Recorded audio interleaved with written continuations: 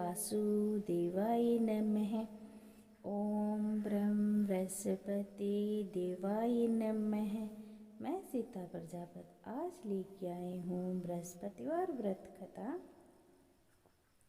किसी गांव में एक साहूकार रहता था जिसके घर में अन्न, वस्त्र और धन किसी भी चीज की कमी नहीं थी, परंतु उसकी स्त्री बहुत ही कृपण थी। वह भिक्षार्थी को कुछ नहीं देती थी, सारे दिन घर के कामकाज में लगी रहती थी। एक समय एक साधु महात्मा जी बृहस्पतिवार के दिन उसके द्वार पर आए और भिक्षा की याचना की। स्त्री उस समय घर के आंगन को लीप रही थी। इसी कारण साधु महाराज से कहने लगी, महाराज, इस समय तो मैं घर को लीप रही हूँ, आपको कुछ नहीं दे सकती, फिर किसी अवकाश के समय आना। साधु महात्मा जी खाली हाथ चले गए। कुछ दिन के पश्चात वही साधु महाराज आए, उसी तरह भिक्षा मांगी। साहूकार ने उस समय लड़के को नहला रही थी। कहने लगी, महाराज, मैं क्या करूं, मुझे तो अवकाश ही नहीं है, इसीलिए आपको भिक्षा नहीं दे सकती। तीसरी बार महात्मा जी आए तो उसने उन्हें उसी तरह से टालना चाहा। महात्मा जी कहने लगे, यदि तुमको बिल्कुल ही अवकाश हो जाए तो क्या तुम मुझको भिक्षा दोगी? साहूकारनी कहने लगी, हाँ महाराज, यदि ऐसा हो जाए तो आपकी बड़ी कृपा होगी। साधु महात्मा जी कहने लगे कि अच्छा, मैं एक उपाय बताता हूँ तुमको, तुम सुनो। तुम बृहस्पतिवार को दिन चढ़ने पर उठो और सारे घर में झाड़ू लगाकर कूड़े को एक कोने में जमा कर दो। घर में चौका इत्यादि मत लगाओ। फिर स्नान आदि करके घर वालों से कह दो उस दिन सब हजामत अवश्य बनवाए। रसोई बनाकर चूल्हे के पीछे रखा करो, सामने कभी न रखो। सायंकाल होने अंधेरे होने के बाद ही दीपक जलाया करो तथा बृहस्पतिवार को पीले वस्त्र मत धारण करो, न पीले रंग की चीज़ों का भोजन करो। यदि ऐसा करोगे तो तुमको घर का कोई काम नहीं करना पड़ेगा। साहूकारनी ने ऐसा ही किया। बृहस्पतिवार को दिन चढ़ने उठी, झाड़ू लगाकर कूड़े को घर में जमा कर दिया। पुरुषों ने हजामत बनवाई, भोजन बनाकर चूल्हे के पीछे रखा। वह सब बृहस्पतिवार को ऐसा ही करती रही। अब कुछ काल बाद उसके घर में खाने को दाना न रहा। थोड़े दिनों में महात्मा जी फिर आए और भिक्षा मांगी, परंतु सेठानी ने कहा, महाराज, मेरे घर में खाने को अन्न नहीं है, आपको क्या दे सकती हूँ? तब महात्मा जी ने कहा कि जब तुम्हारे घर में सब कुछ था तब भी तुम कुछ नहीं देती हो, अब पूरा पूरा अवकाश है तब भी तुम कुछ नहीं दे रही हो, तुम क्या चाहती हो वह कहो। तब सेठानी ने हाथ जोड़कर प्रार्थना की, महाराज, अब कोई ऐसा उपाय बताओ कि मेरे पहले जैसा धन धान्य हो जाए। अब मैं प्रतिज्ञा करती हूँ कि जैसा आप कहोगे वैसा ही मैं करूँगी। तब महात्मा जी ने कहा, बृहस्पतिवार को प्रातःकाल उठकर स्नान आदि से निवृत्त हो घर को गौ के गोबर से लीपो तथा घर के पुरुष हजामत न बनवाए। भूखों को अन्न जल देती रहा करो। ठीक सायंकाल दीपक जलाओ। यदि ऐसा करोगे तो तुमको भगवान बृहस्पति तुम्हारी सारी मनोकामना पूर्ण करेंगे। भगवान बृहस्पति की कृपा से घर में धन धान्य भरा रहेगा। तब सेठानी ने वैसा ही किया।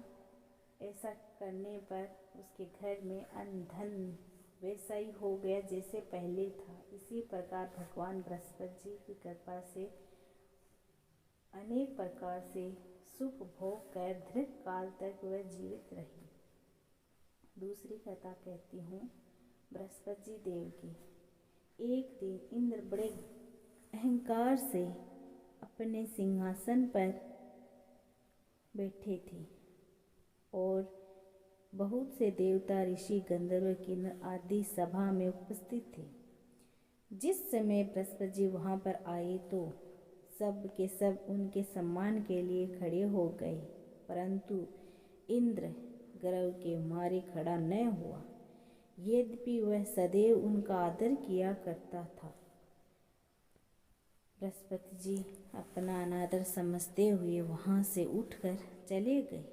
तब इंद्र को बड़ा शौक हुआ कि देखो, मैंने गुरुजी का अनादर कर दिया, मुझसे बड़ी भारी भूल हो गई। गुरुजी के आशीर्वाद से ही मुझको यह वैभव मिला है, उन्हीं के क्रोध से ये सब नष्ट हो जाएगा, इसीलिए उनके पास जाकर उनसे क्षमा मांगनी चाहिए, जिससे उनका क्रोध शांत हो जाए और मेरा कल्याण हो। ऐसा विचार कर इंद्र उनके स्थान पर गए।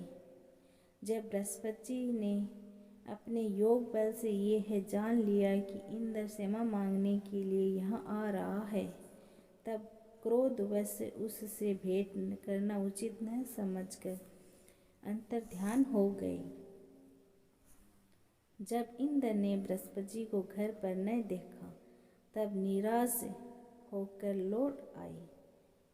जब दैत्यों के राजा वृषवर्मा को यह समाचार विदित हुआ तो उसने अपने गुरु शुक्राचार्य की आज्ञा से इंद्रपुरी को चारों तरफ से घेर लिया। गुरु की कृपा न होने के कारण देवता हारे व मार खाने लगे। तब उन्होंने ब्रह्मा जी को विनयपूर्वक सब वृत्तांत सुनाया और कहा कि महाराज, दैत्यों से किसी प्रकार बचाइए। तब ब्रह्मा जी कहने लगे कि तुमने बड़ा अपराध किया है, जो गुरुदेव को क्रोधित कर दिया। अब तुम्हारा कल्याण इसी में हो सकता है कि त्वष्टा ब्राह्मण का पुत्र विश्वरूपा बड़ा तपस्वी और ज्ञानी है, उसे अपना पुरोहित बनाओ तो तुम्हारा कल्याण हो सकता है। यह वचन सुनते ही इंद्र त्वष्टा के पास गया और बड़े विनती भाव से त्वष्टा से कहने लगे, आप हमारे पुरोहित बनने की कृपा करें, उससे हमारा कल्याण हो। तब त्वष्टा ने उत्तर दिया कि पुरोहित बनने से तपोबल घट जाता है, परंतु तुम बहुत विनती करते हो तो इसीलिए मेरा पुत्र विश्वरूपा तुम पुरोहित बनकर तुम्हारी रक्षा करेगा। विश्वरूपा ने पिता की आज्ञा से पुरोहित बनकर ऐसा यत्न किया कि हरि इच्छा से इंद्र विश्ववर्मा को युद्ध में जिताकर अपने इंद्रासन पर स्थित हुआ। विश्वरूपा के 3 मुख थे। एक मुख से वह सोमफली लता का रस निकाल पीते थे, दूसरे मुख से वह मदिरा पीते और तीसरे मुख से अनादि भोजन करते। इंद्र ने कुछ दिनों उपरांत कहा कि मैं आपकी कृपा से यज्ञ करना चाहता हूँ।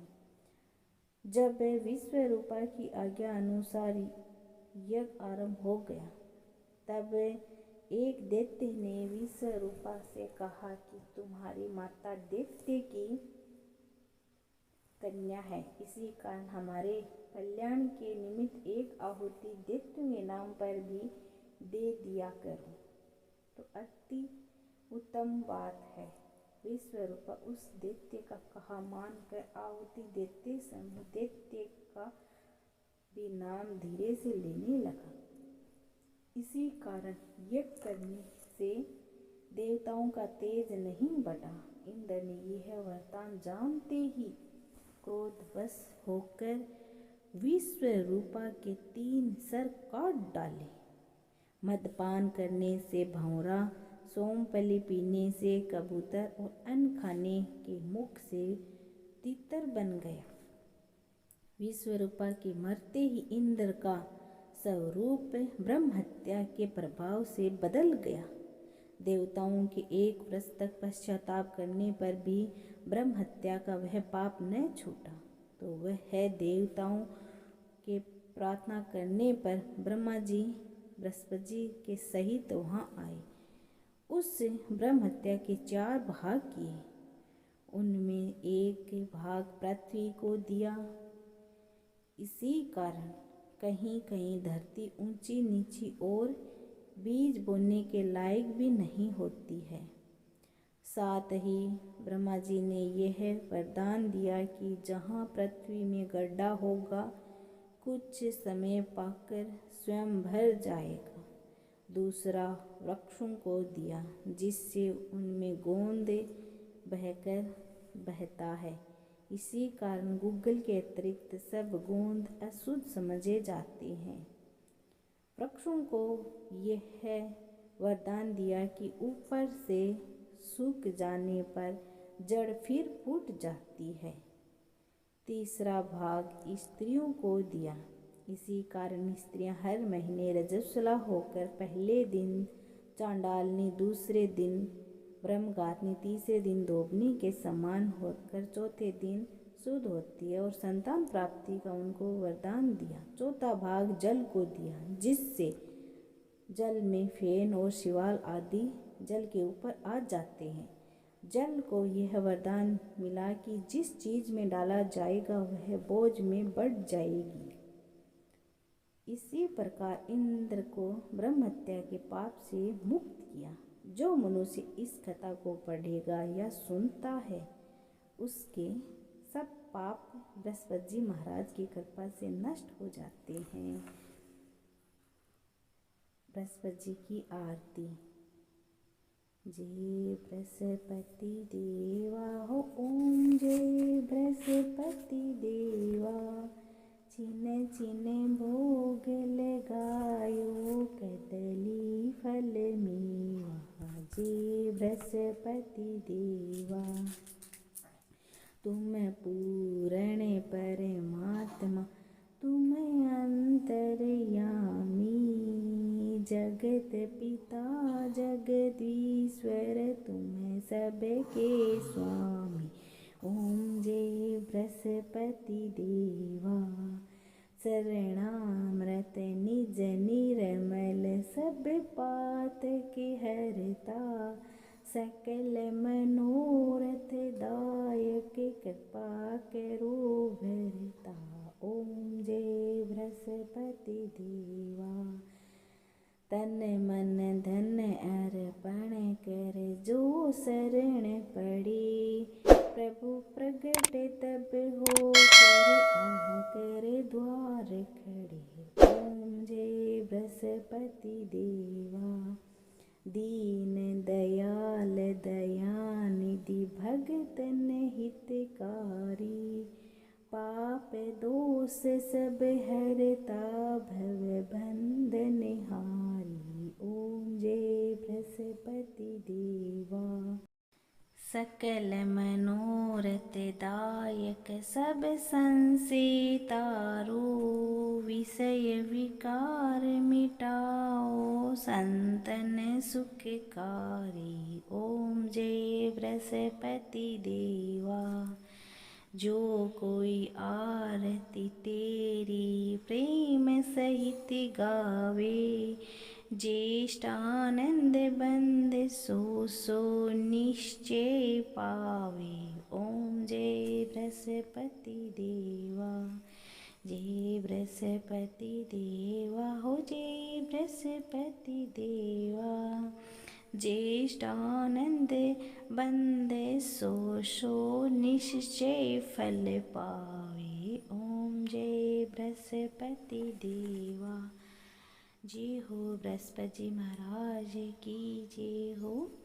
अगर आपको ये कहानी पसंद आई हो तो लाइक शेयर ज़रूर करना और कमेंट बॉक्स में